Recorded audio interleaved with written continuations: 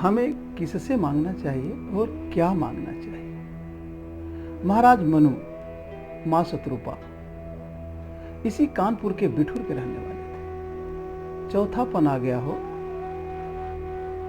बड़ा पछतावा हुआ कि हरि भजन के बगैर यूं ही जीवन व्यतीत हो गया। तब उन्होंने बरबस राज सुतहि तब दीन्हा, बरबस राज सुतहि तब दीन्हा, नारी समेत गवन बन कीन्हा, नारी समेत गवन बन कीन्हा। माँ शत्रुपा के साथ महाराज मनु जी हो नैमिषारण्य में आए। इसी गोमती में स्नान किए और नैमिषारण्य में पहुंचे हो। इस बार नैमिष विख्याता और कठोर तप किया वहां पर उन्होंने 23,000 वर्ष तक तप किया हो। और तप को देख करके ब्रह्मा जी, विष्णु जी, महेश जी बार बार आए।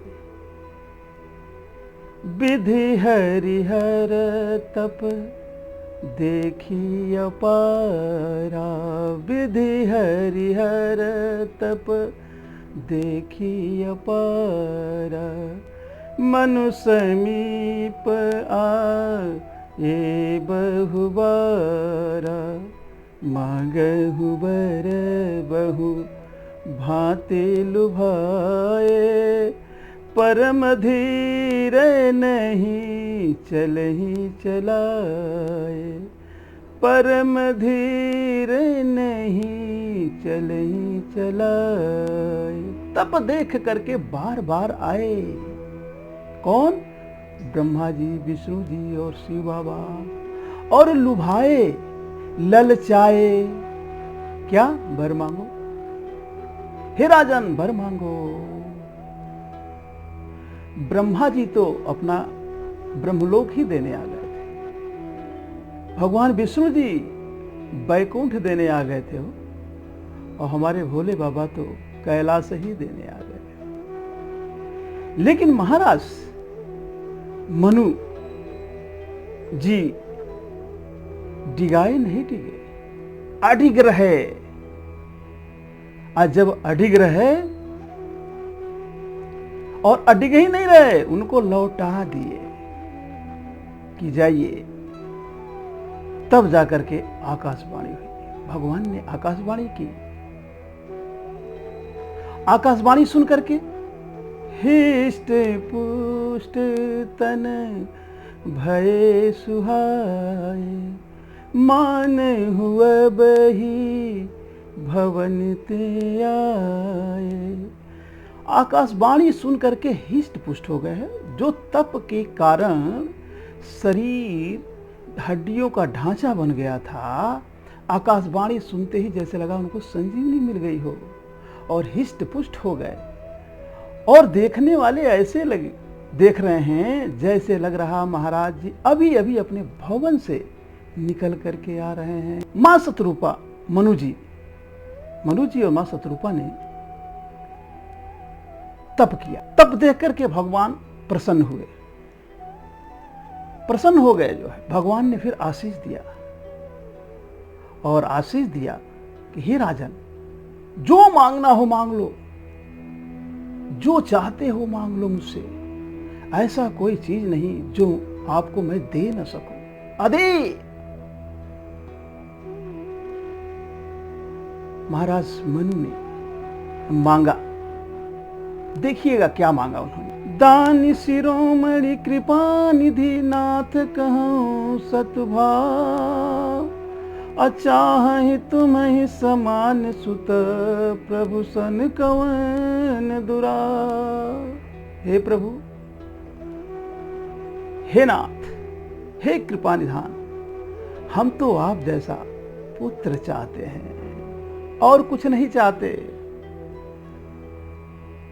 भगवान सोचने लगे हो कि मेरे जैसा तो कोई है ही नहीं, मेरे जैसा तो सिर्फ मैं ही हूं, मेरा कोई कापी भी नहीं है। बोल पड़े महाराज मनु को, मांगने पर बोल पड़े, उनकी प्रीति को देख करके, उनके प्रेम को देख करके बोल पड़े। देखी प्रीति सुनी बचन अमोले, एव मस्त करो उड़ा निधि बोले। क्या बोले?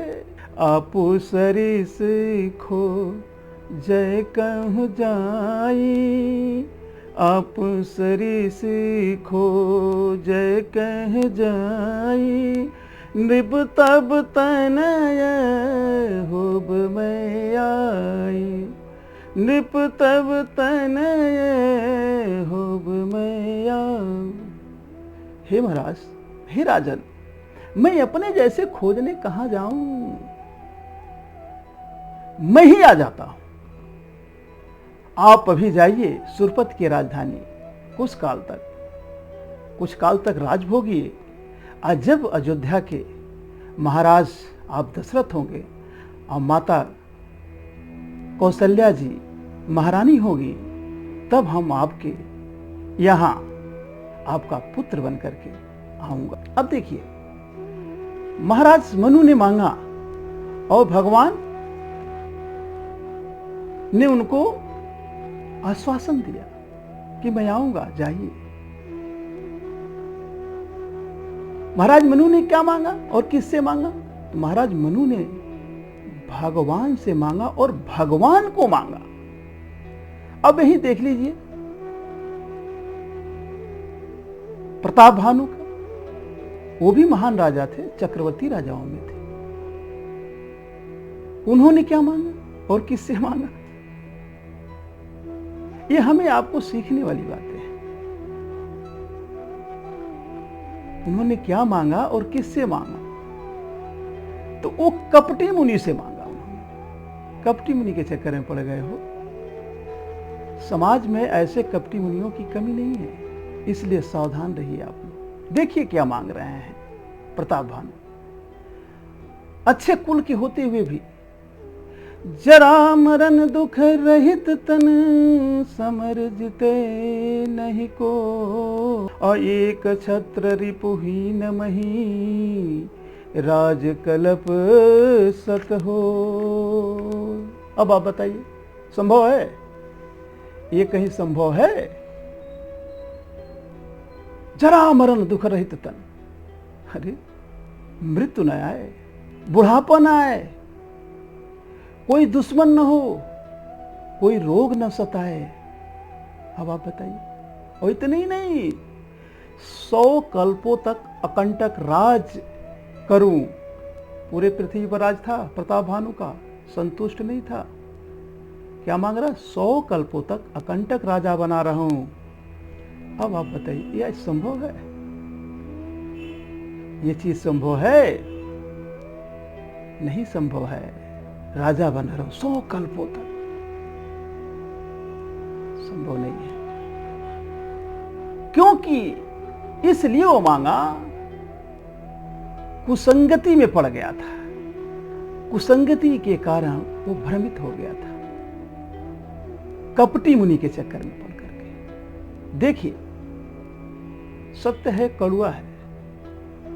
अगर हम संतुष्ट नहीं हैं, अगर हम संतुष्ट नहीं हैं तो जहां हम हैं वहां रह नहीं पाएंगे, और जहां जाएंगे वहां लोग रहने नहीं देंगे।